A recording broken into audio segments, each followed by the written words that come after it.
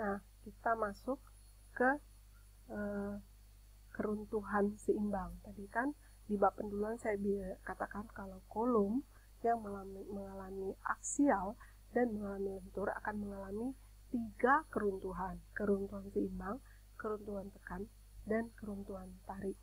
Nah, sebelum masuk pada keruntuhan seimbang, kita mengenal bahwa untuk mencari P nominal atau M nominal itu ada faktor reduksi. Bisa dibaca bahwa apabila PU itu atau P nominal ya kan dikalikan faktor reduksi lebih besar daripada 0,1 F aksen C dikali AG, maka persegi itu 0,65. Kalau spiral atau lingkaran tuh 0,75 faktor reduksinya. Kondisi ini terjadi pada keruntuhan yang direncanakan berupa keruntuhan tekan. Lalu penampang dengan regangan tarik tulangan baja lentur EY bila antara 0,002 sampai 0,005 itu namanya di daerah transisi, nilai faktor reduksinya bervariasi antara 0,9 dengan 0,65 yang dapat dicari dengan persamaan 87 ya. Ini spiral, lingkaran, non spiral dia persegi. Boleh, kalau nanti ada kolom segitiga berarti masuknya di 87B. Nah, alternatif berikutnya faktor reduksi kalau dia kita pakai nilai C per DT. Tadi ada regangan, ya kan nilai regangan. Nah, ini ada C per DT. Kalau C per DT kemarin dia lebih besar kalau nggak salah 0,375. Kalau lihat lagi lah pada pelajaran balok itu menghitung faktor reduksinya seperti ini. Nah, apa itu kolom keruntuhan seimbang? Kolom keruntuhan seimbang kalau P yang bekerja pada penampang itu P balance seimbang, P yang balance itu, P yang seimbang itu dikasih kode B kecil seperti ini yang artinya balance, yang artinya seimbang, yakni akan menghasilkan regangan sebesar 0,003 pada serat tekan beton. Lalu tulangan bajanya mengalami luluh sehingga regangannya itu bisa dihitung dengan persamaan ini. Nah ya, jadi tekan betonnya ini regangannya ya kalau dia seimbang. Lalu luluhnya tulangan bajanya sudah luluh ya dengan begini persamaannya. Nah, kalau dia E lebih besar, nanti E itu lebih besar dari E balance ya kan. Jadi nanti kita kalau kita cari seimbang itu nanti eksentrisitasnya namanya eksentrisitas balance atau kodenya EB. Nah, kalau ternyata E kita itu lebih besar dari EB, itu keruntuhan tarik. Tapi kalau nanti E kita lebih kecil daripada EB, itu keruntuhan tekan. Ya. Nah, kita lihat kalau misalnya pada kolom seimbang, kolom dengan keruntuhan seimbang ya, ini penampangnya, ya kan.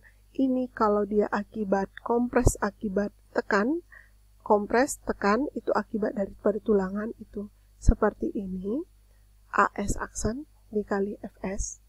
Lalu akibat beton itu kayak blok Whitney sama seperti balok, ada penampang ini akan mengalami tekan dan mengalami tarik itu 0,585 F aksen C dikali A dikali B, A-nya A balance karena kita ceritanya itu seimbang. Lalu ada akibat tarik AS dikali FE. Kalau di sigma H sama dengan 0, gaya-gaya ini ya kan, ini akan seperti ini ya kan. Positif, negatif, negatif sama dengan 0 ya. Apa yang terjadi. Jadi kalau kondisi seimbang seperti ini, C balance ya. Ini ya karena dia kita bisa AB ya ini. Ini kelas beton ya. Karena ada aturannya kalau di atas 28 berapa beta satunya gitu. Ini untuk menghitung FS aksen ya. Kalau dia lebih kecil dari FY berarti ini rumus menghitungnya. Tapi lebih besar dari FY maka FS aksen sama dengan FY ya. Nah, ini cara menghitungnya. Oke, kita masuk ke lihat P untuk nominalnya. Begini menghitungnya. Nah, momennya P kali EB, ya. Oke. Nah, P kali EB untuk melihat menghitung momen, ya. Itu bisa dilihat di halaman 162 persamaan-persamaan ini, ya, Dek. Nah, kalau ini M balance itu inilah rumusnya. Kalau menghitung E balance inilah rumusnya. Kita masuk ke contoh soal. Nih, ini penampang untuk contoh soal 82, ya. Nah, di dalam menghitung kolom ini, ya, ada yang namanya tinggi kolom. Saya besarin dulu gambarnya. Oke. Ini ada namanya tinggi kolom, ya. Kamu perhatikan buku kamu C82 sama. Nah, tinggi kolom ada namanya D aksen dari seri tekan terluar ini ke titik berat tulangan yang ini D aksen, baru ada D kayak balok ke titik tulangan tarik, ya. Lalu ada namanya nanti pusat berat plastis, ya kan. Ada namanya D double aksen. D double aksen ini adalah seperti ini mencarinya. Ini sebenarnya belum ditahu, ya kan. Andai ini tidak tertulis, bagaimana mencarinya? Nah, ini kita hitung dulu. Nah, ini berapa? Itu adalah H/2. Ya, tinggi ini langsung bagi 2. Kenapa ini bisa langsung bagi 2? Karena titik beratnya ini tulangannya simetris. Dia bentuknya persegi. Langsunglah kita bagi 2, Dek. Tapi kalau dia di sini misalnya 4, di sini misalnya 2, sama seperti waktu kita di penduluan, harus kita hitung berat plastisnya seperti yang diajarkan sebelumnya. Nah, biasanya si kolom berat plastisnya itu biasanya simetris, ya, karena dia harus bisa mampu memikul gaya dari segala arah. Nah, kita dapat dia H/2, jadi 275. Maka D double aksen ini adalah D kurang H/2. 485 kurang 275 itu 210. Saya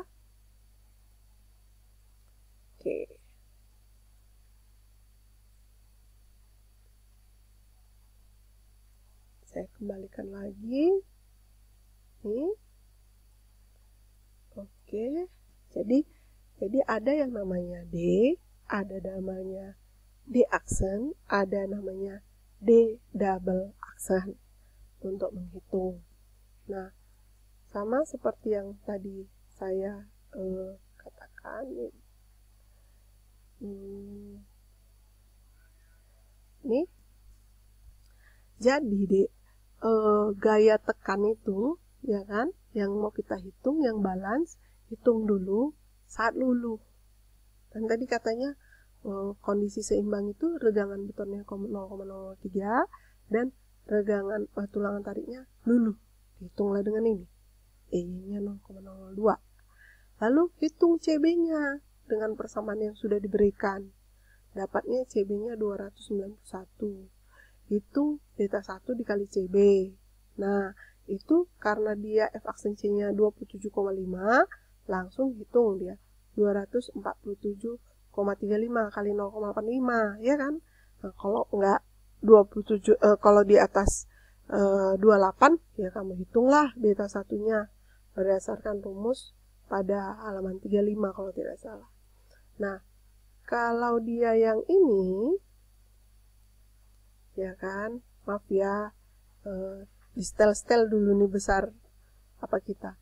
Nah, kalau kita lihat ini, berikutnya pada step 3, kita hitung deh ini ES aksennya. Sudah lulu apa belum?